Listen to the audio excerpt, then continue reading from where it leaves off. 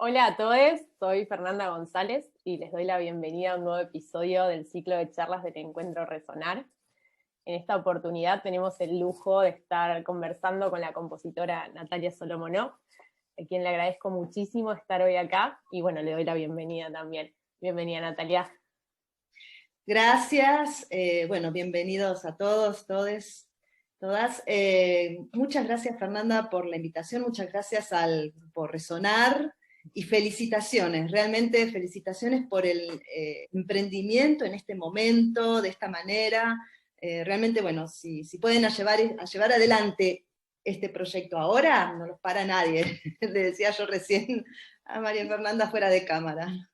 Muchas gracias Natalia. Gracias.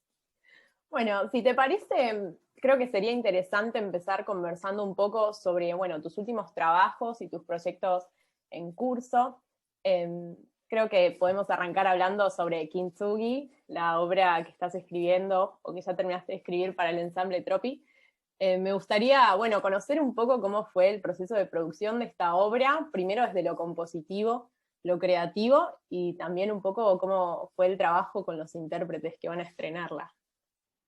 Uy, bueno, sí, la verdad que es un proceso que es largo, digamos, porque fue interrumpido bueno, está atravesado por la pandemia, ¿no?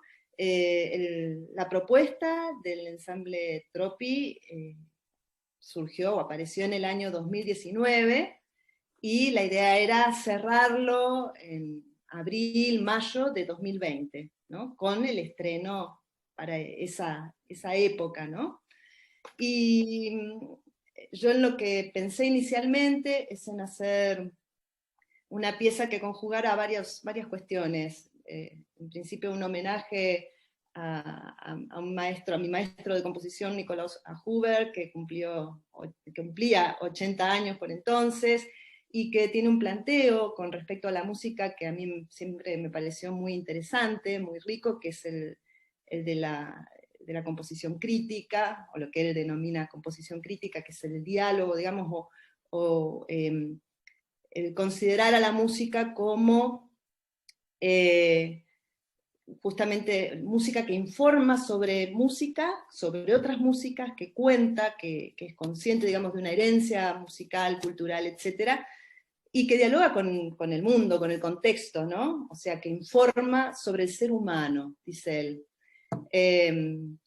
Yo acá, bueno, voy a leer una frasecita de él en relación a eso, que es su definición de lo que es la composición crítica, y él dice, esto es de los años 70, así que ya tiene sus décadas, ¿no? Pero me parece en algún sentido actual.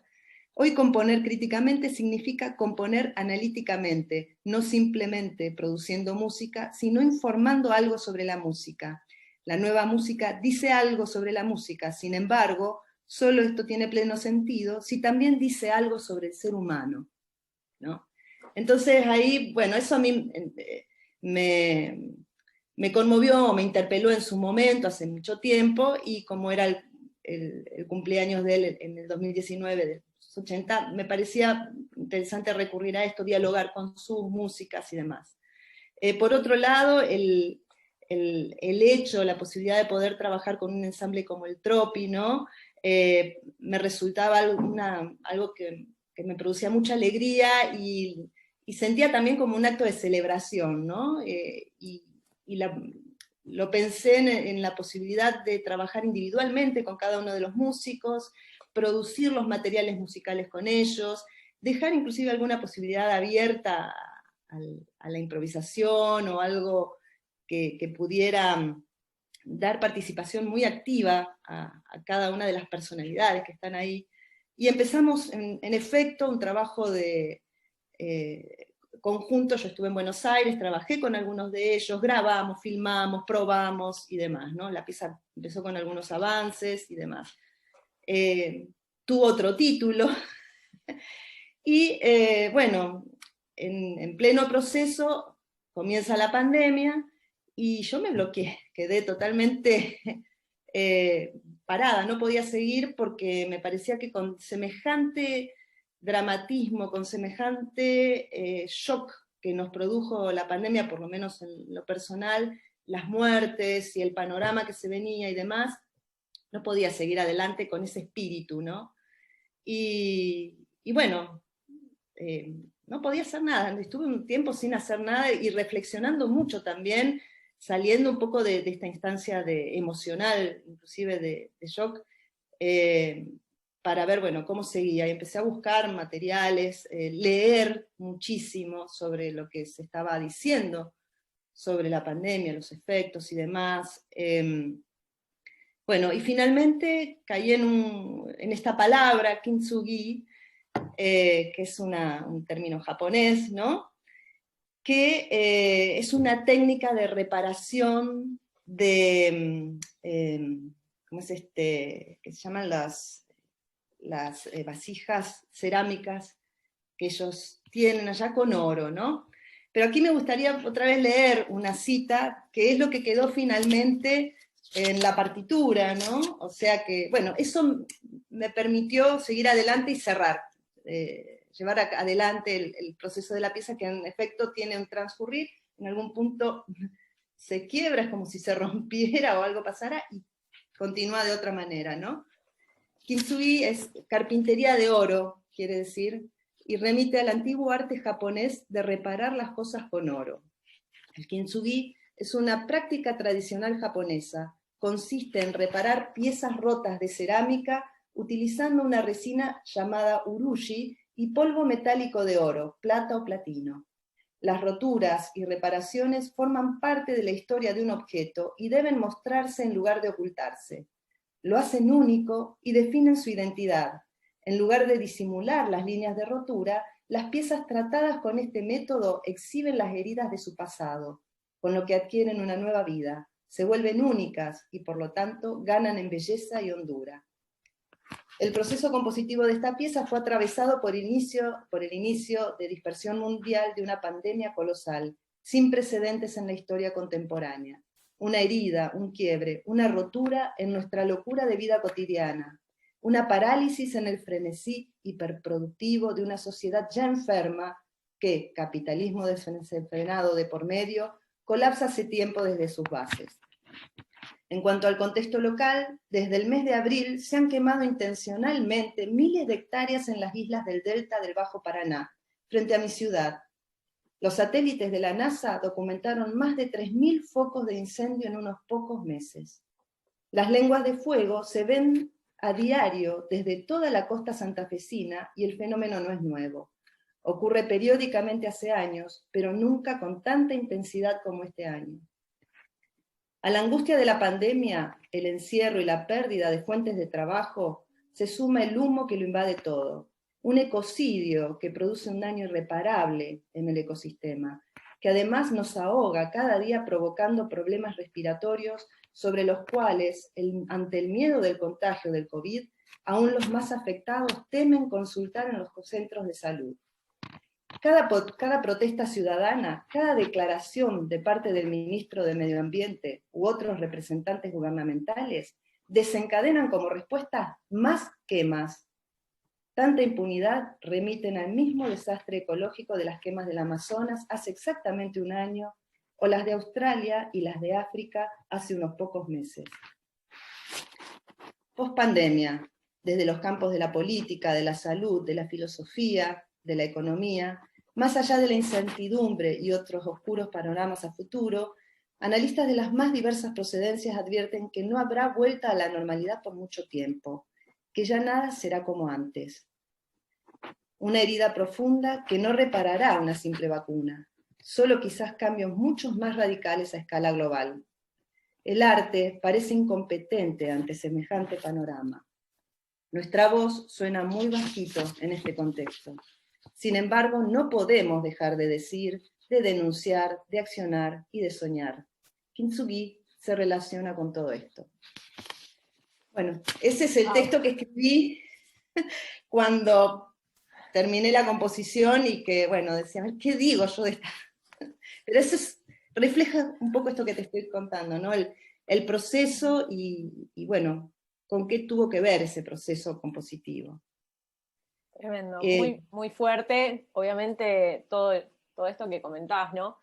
También retomando un poco esto de la composición crítica que comentaste antes, nada, yo creo que es muy importante que la obra esté conectada 100% con el contexto en el que fue concebida, ¿no? Y que dialogue con lo que está pasando.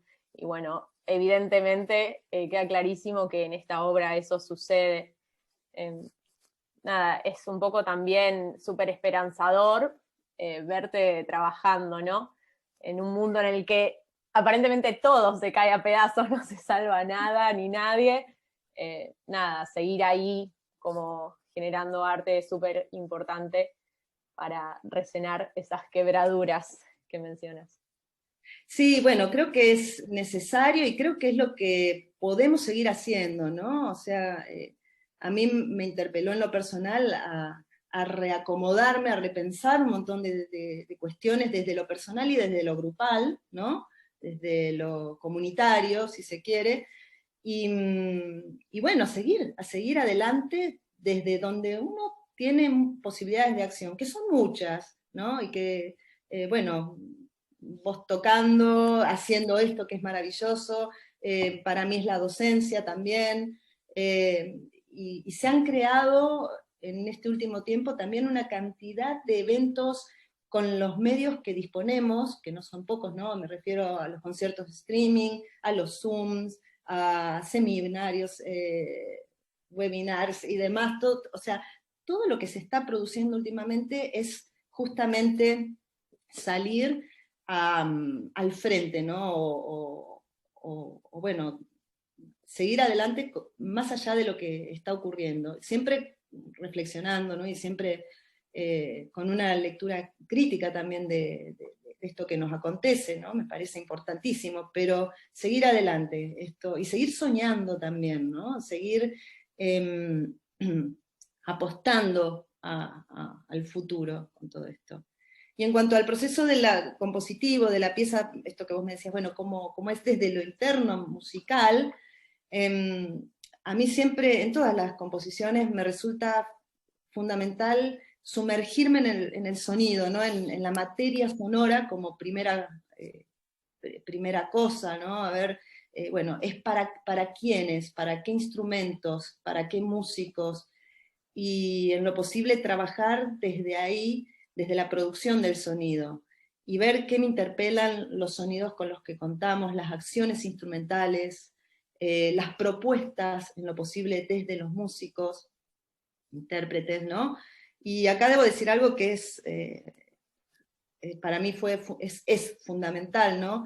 Y se dio con el Tropi, es que con cada uno de los músicos que pude trabajar, y con el ensamble en su totalidad, y con Aide, desde la dirección y todo, siento que ha sido un acto de co-creación, ¿no? O sea, en el sentido de que ellos hemos dialogado muchísimo, y han generado realmente los materiales musicales con los cuales pudimos trabajar esta pieza, ¿no? Entonces, bueno, por ejemplo, yo con la guitarra eléctrica no tengo mucha familiaridad, y ahí, bueno, fue un ida y vuelta con Manuel, estuvimos horas antes de que se cerrara todo, en marzo del 2020, trabajando en su casa juntos, él mostrándome efectos y mostrándome posibilidades y demás, y este proceso siguió aún en pandemia, con ellos en forma, insisto, individual y también grupal, a través de todos los medios disponibles, WhatsApps,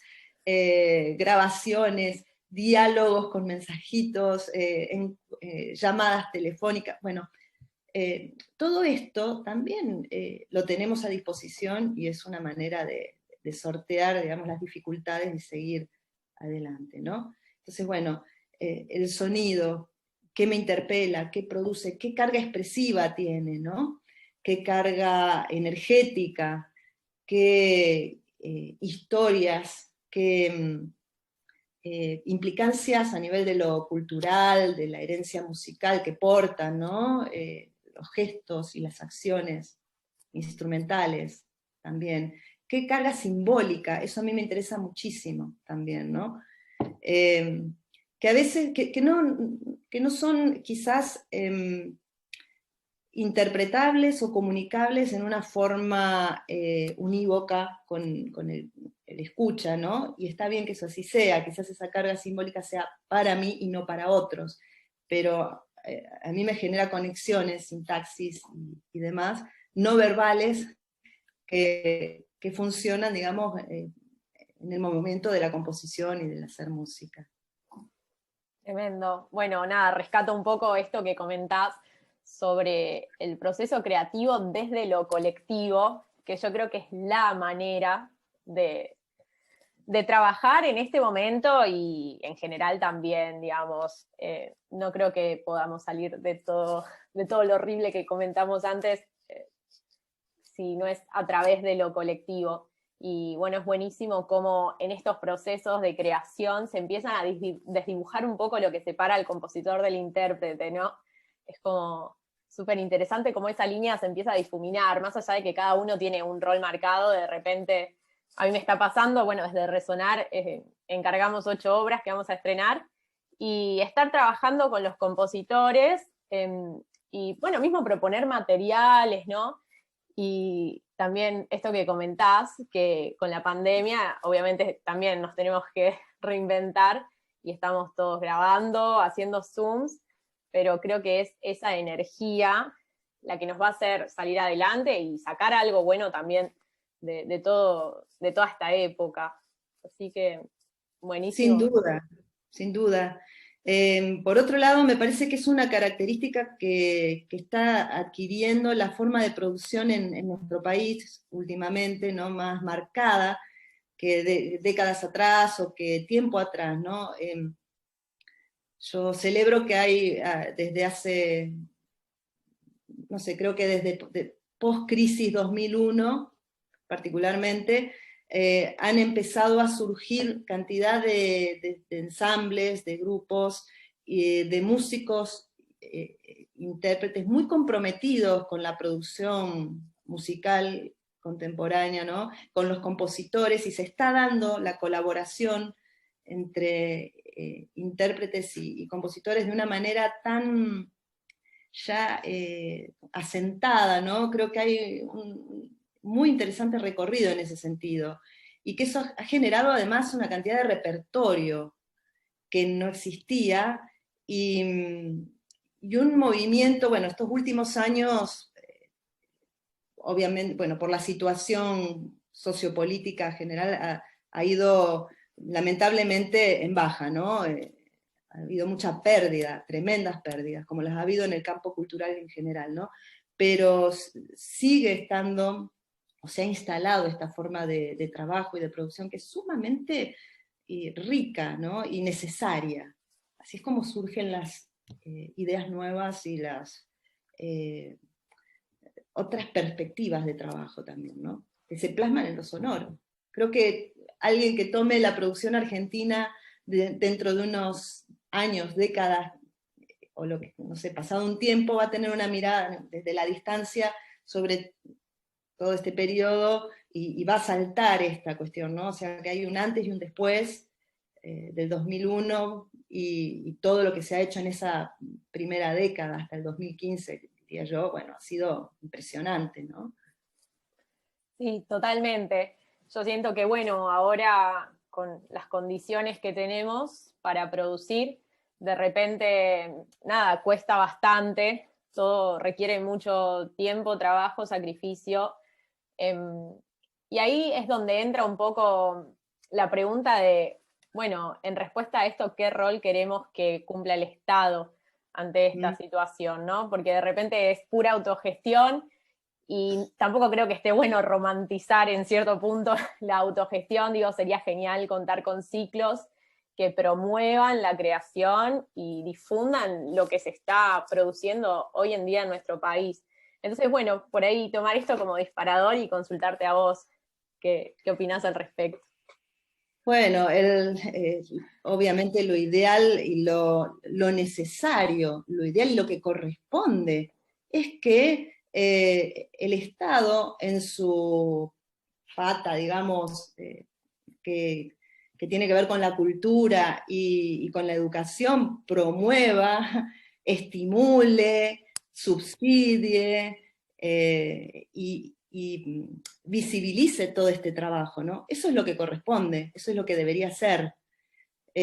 No lo es y no lo ha sido, históricamente no lo ha sido, eso es muy terrible. Y además, encima, quienes gestionan en estos espacios de cultura en general, salvo muy excepcionales excepciones, tienen una mirada también muy conservadora o muy eurocéntrica también por otro lado, ¿no? Entonces es muy difícil. No hay que dejar de exigir esos espacios, no hay que dejar de interpelar a quienes están en estos puestos de poder y quienes distribuyen o están a cargo de estas de las posibilidades de repartir los poquísimos, escasísimos recursos que hay, y además de seguir pidiendo más.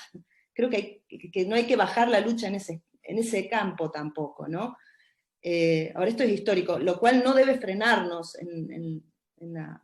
o sea, es muy difícil para nosotros, porque a la vez de que es un esfuerzo tremendo la autogestión y la producción sin apoyos y sin nada, bueno, es estar a veces inclusive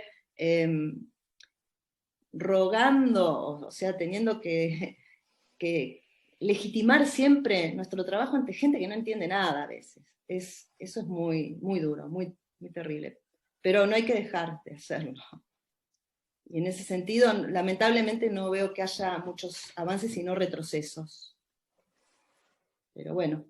Sí, estoy totalmente de acuerdo con lo que decís.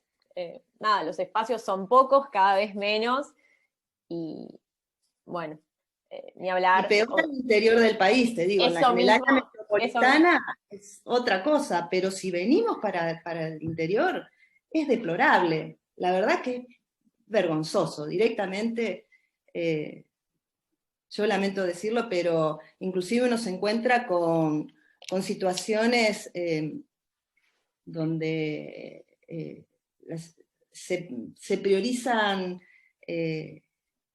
cosas que vos decís, bueno, ¿quién está a cargo de este puesto, ¿no? Llámese secretario de Cultura o de directores de orquesta, que uno dice, pero ¿qué formación tienen, no? O sea, ¿por qué siempre elegir los mismos repertorios y no abrir, no sé, o sea, no digo no hacer los repertorios que son canónicos y que tienen que estar, pero sí una mirada un poquito más abierta y no siempre anclada en la misma, en repetir y repetir siempre lo mismo, ¿no? Sin ningún tipo de criterio crítico. Bueno, en ese sentido yo he tenido experiencias bastante duras también, ¿no? Pero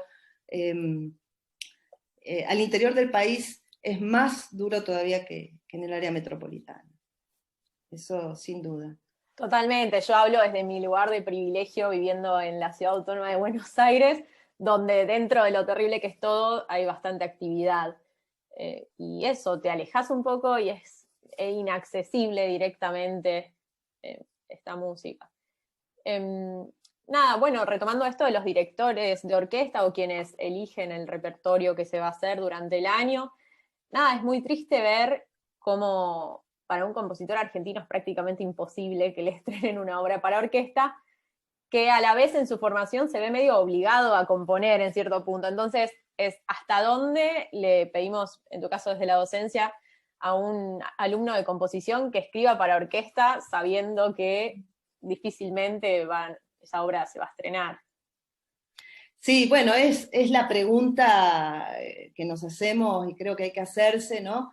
En mi caso yo creo que es muy interesante el desafío de trabajar con un formato de semejantes dimensiones, ¿no? Y que además, por otro lado, la formación académica universitaria es el ámbito donde tenés, o la posibilidad que te da, en este caso también el Estado, ¿no? Paradójicamente, de formarte con alguien que te puede orientar o te puede guiar en ese proceso. Eso por un lado. Digo que es una experiencia que desde ese lugar me parece muy formativa y muy rica. Por otro lado, tampoco me parece justo quedarnos que, no se puede, no lo hago, ¿no? O sea, no, creo que hay que que seguir peleando, insisto en esto, hay que seguir peleando por los espacios que nos corresponden, ¿no? Por otro lado, la orquesta no me parece quiero aclarar esto, no me parece el punto de llegada o el punto cúlmine de una carrera, ni de un compositor, ni de un artista, ni mucho menos. Es uno interesante, importante, digo, es un gran desafío y demás, ¿no? Pero quitando esa mítica, digamos, ¿no?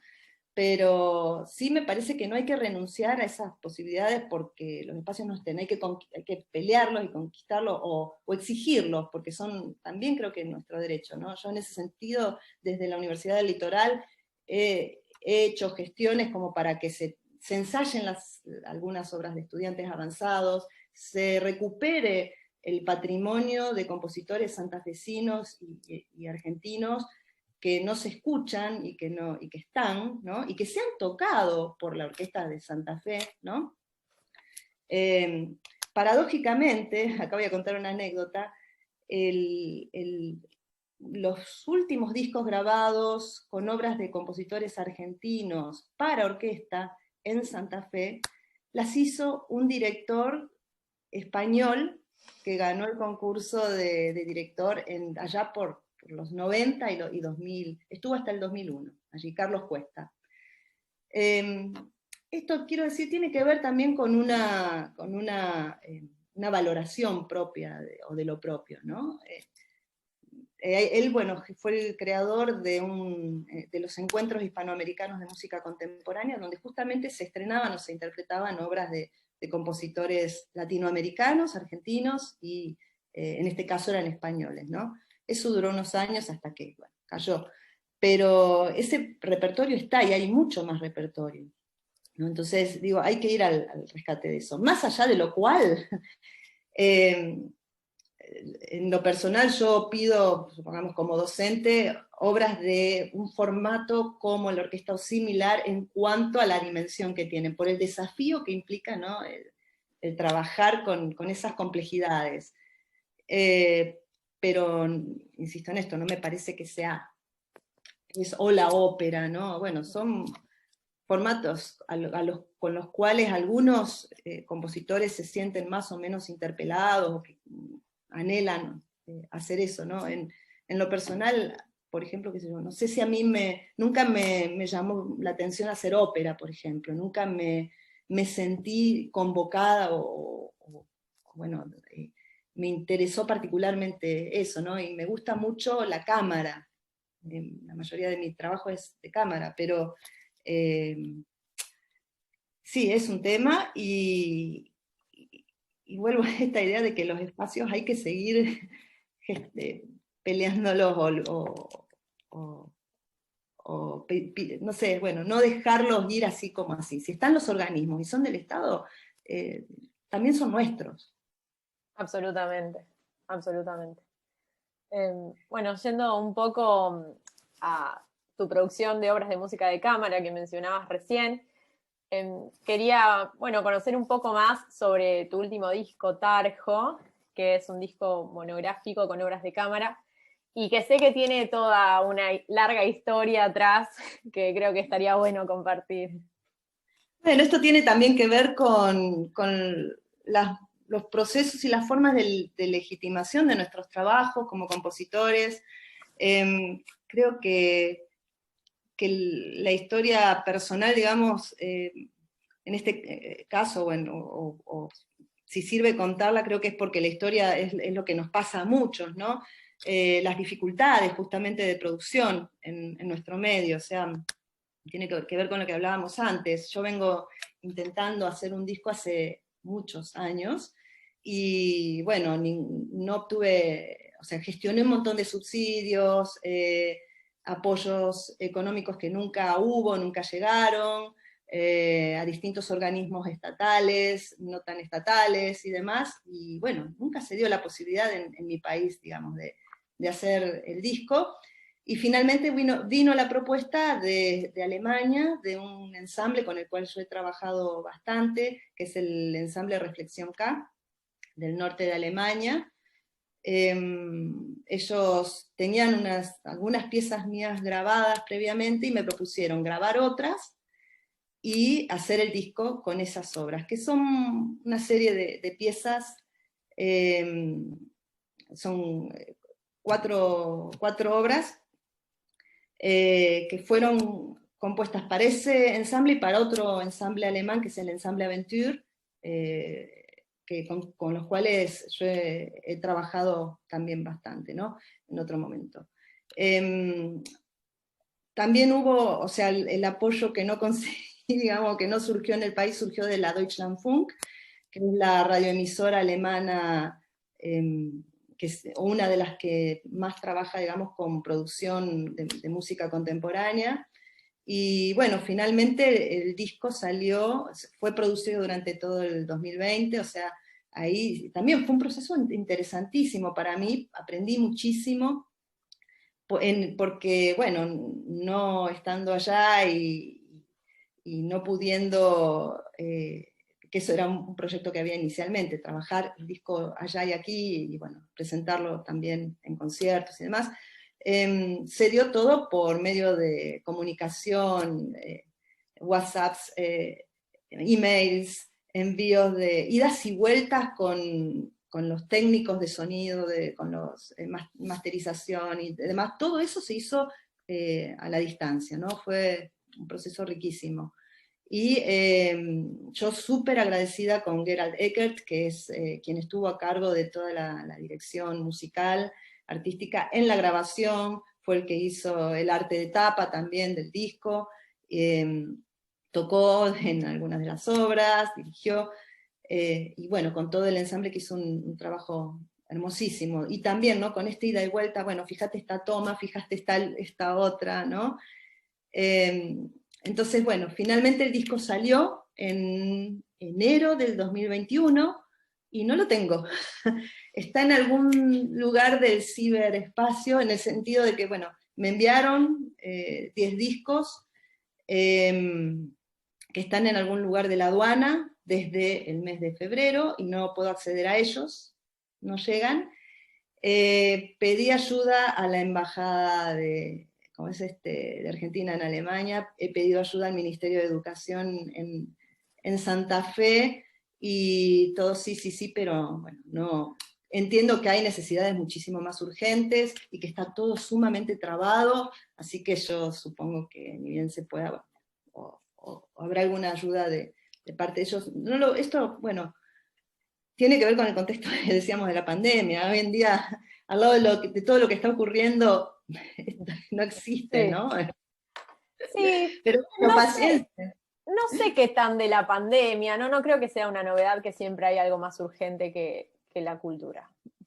Sí, Eso me esto parece que también. no vino con la pandemia, por ahí se asentó un poco más, pero no me parece que sea algo nuevo. Digo, Sí, es un sí, poco sí. la realidad en la que vivimos. Y bueno, no, esto, nada, me parece como, me deja pensando, ¿no? Si nosotros no ponemos en valor a la producción artística de el gran nivel que tenemos en nuestro país, ¿quién lo va a hacer? Yo creo que nadie, ¿no? De repente una compositora como vos, con una trayectoria tremenda, que hace obras increíbles, se tenga que ir a otro país a producir un disco, ¿no? Es como fuerte porque, nada, ¿qué rol también podemos tomar nosotros ante esta situación? No es solo un disco, es también que se toquen las obras y eso, ¿no? Apoyar la producción local.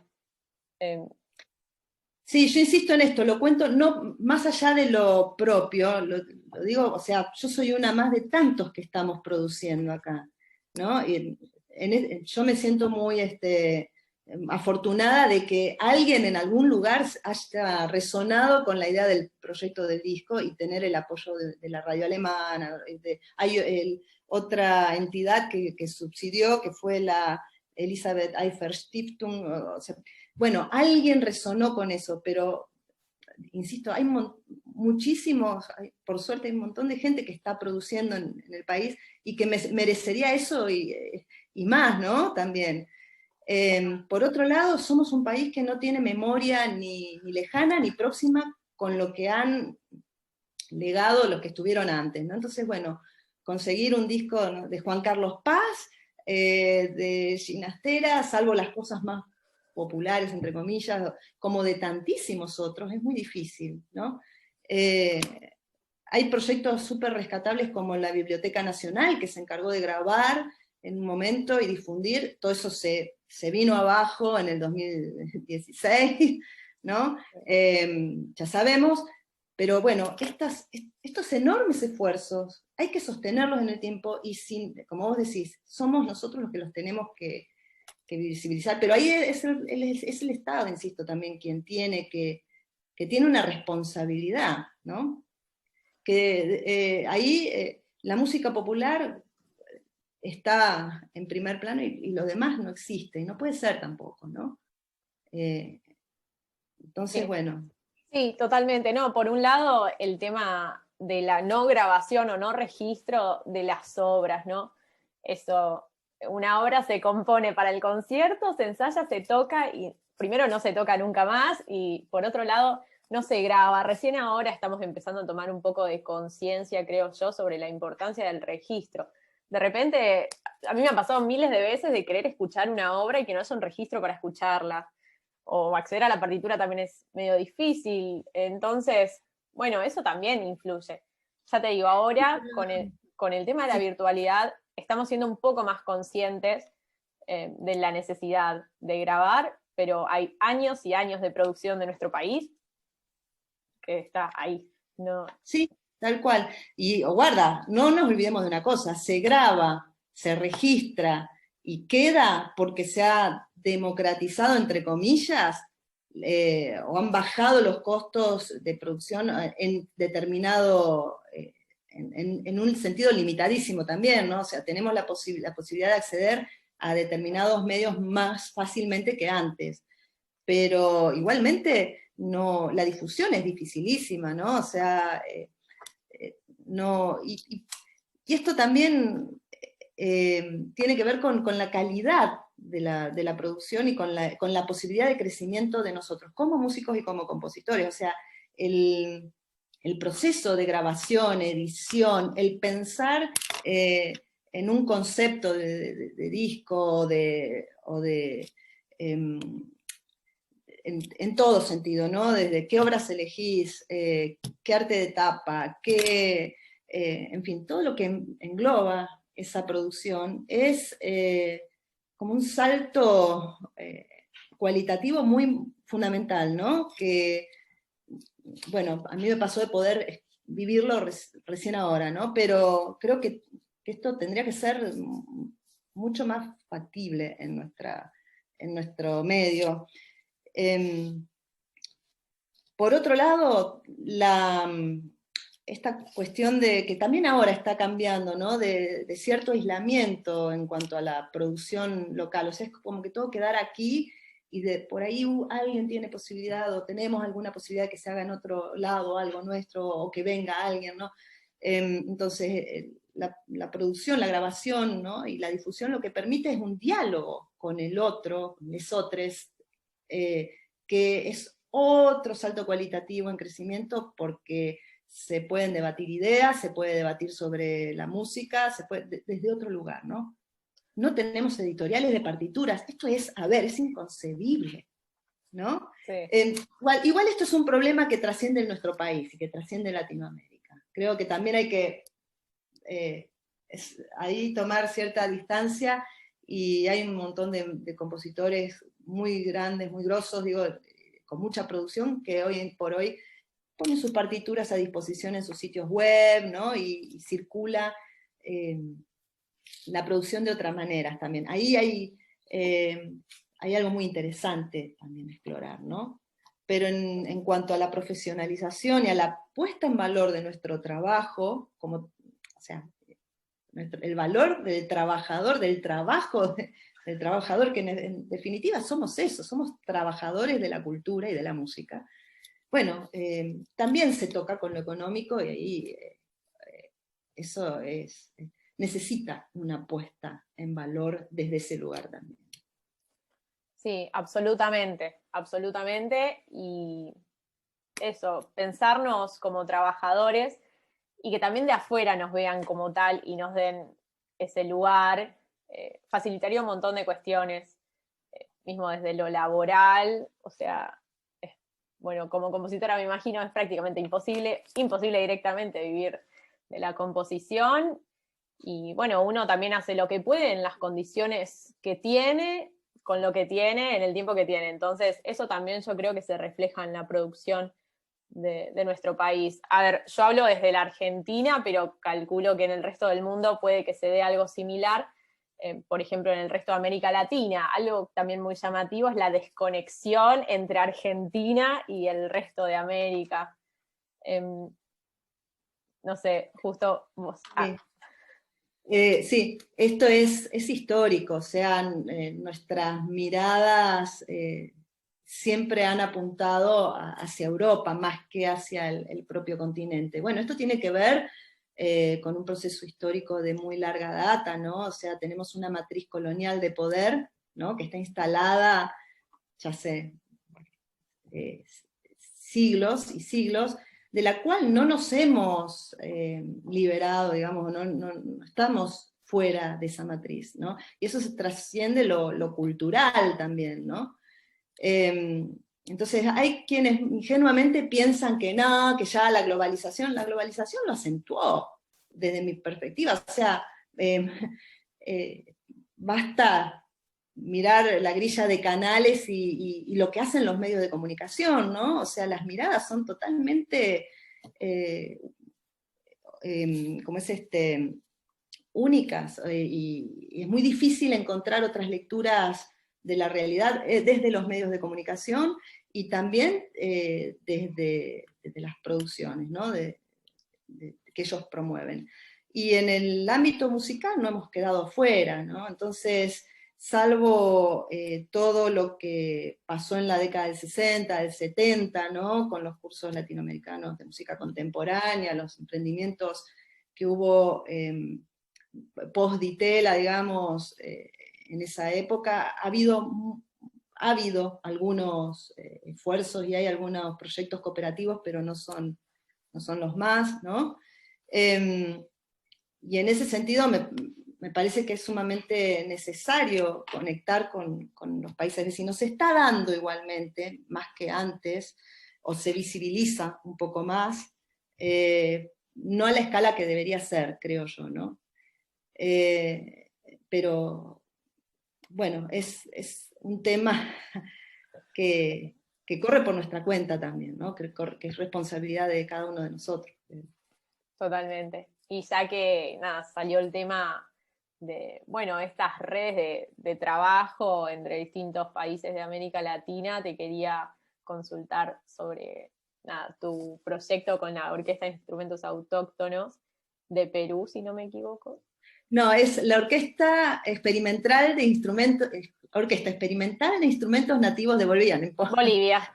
De Bolivia, claro. Que fundó Sergio Prudencio en el año 81, 86, ahora no recuerdo bien, pero bueno, que sigue, ¿no? O sea, él renunció a la dirección de la orquesta en el año 2016, y continúan las nuevas generaciones con la orquesta y sigue muy viva y sigue muy activa y muy productiva, ¿no?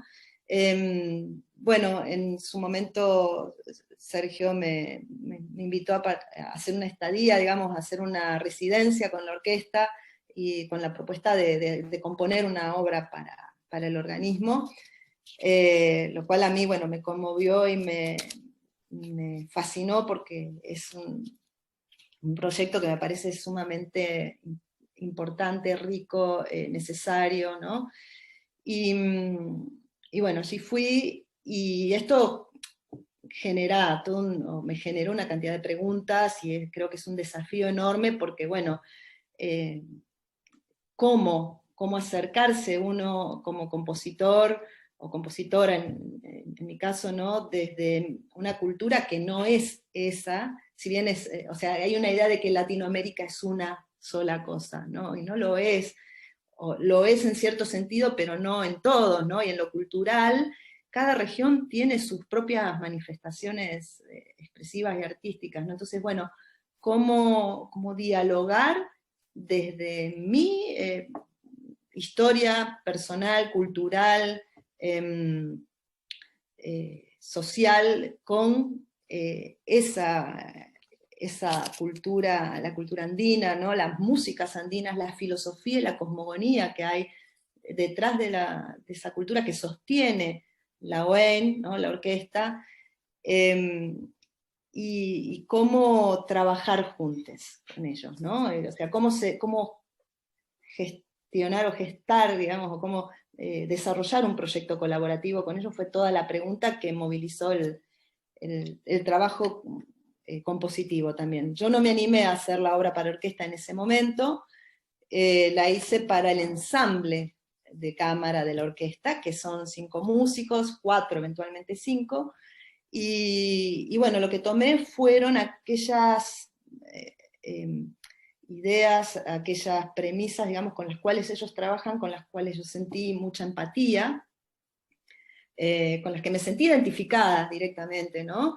Ellos, bueno, no voy a entrar en detalles por ahí en la cuestión porque es muy, son muchos aspectos y muy profundos también, ¿no? Pero básicamente hay una construcción que es solidaria, que la música no se hace como solista, no existe el concepto de solista allí, ¿no? En las músicas que ellos producen y tocan, ¿no? Sino que es el hacer con el otro, ¿no? Hacer juntos. Hay una presencia y hay una corporalidad que es muy diferente, ¿no? Hay un uso del espacio que es distinto, hay una composición, digamos, desde la distribución de las escalas y las notas en los instrumentos, donde es el tocar con el otro, la melodía no existe, digamos, en un solo instrumento, sino con el otro y en el interaccionar con el otro.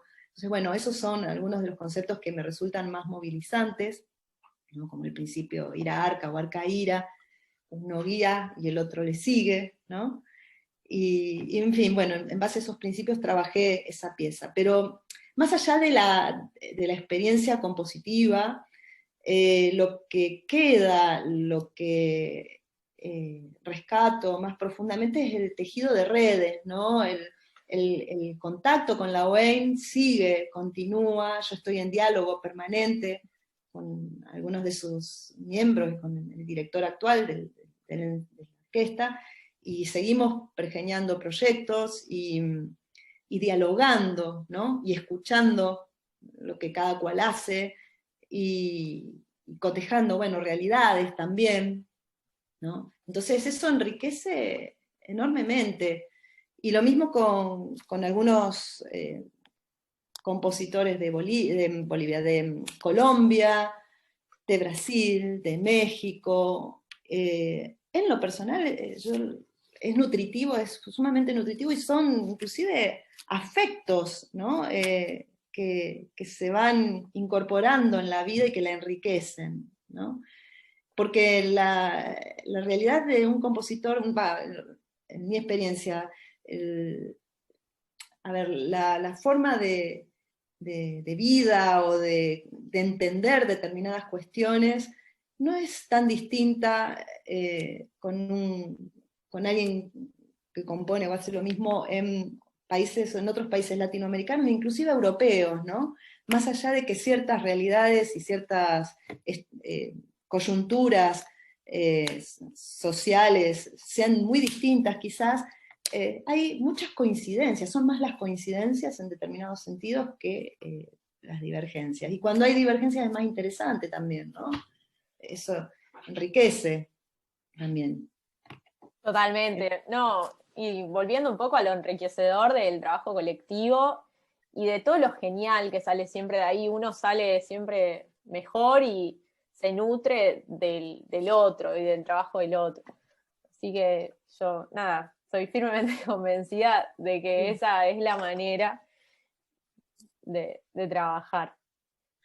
Sí, y se está dando en otros campos también, ¿no? Inclusive creo que es algo que también deberíamos considerar y tener más incorporado, el trabajo con otras disciplinas, ¿no? Con otros artistas de otros ámbitos, ¿no? Entonces, bueno, también creo que ahí encontramos muchas coincidencias, y un diálogo que puede ser sumamente enriquecedor, no solo para uno, ¿no? Siempre pensando, bueno, en un diálogo con la sociedad, ¿no? También. Totalmente, totalmente. Bueno, buenísimo todo lo que se habló en esta charla. Creo que se tocaron temas súper interesantes y que creo que es de vital importancia conversar. Así que bueno, nada, te quiero agradecer de nuevo, Natalia. Fue un lujo poder charlar con vos. Por Y favor, bueno, qué sé yo.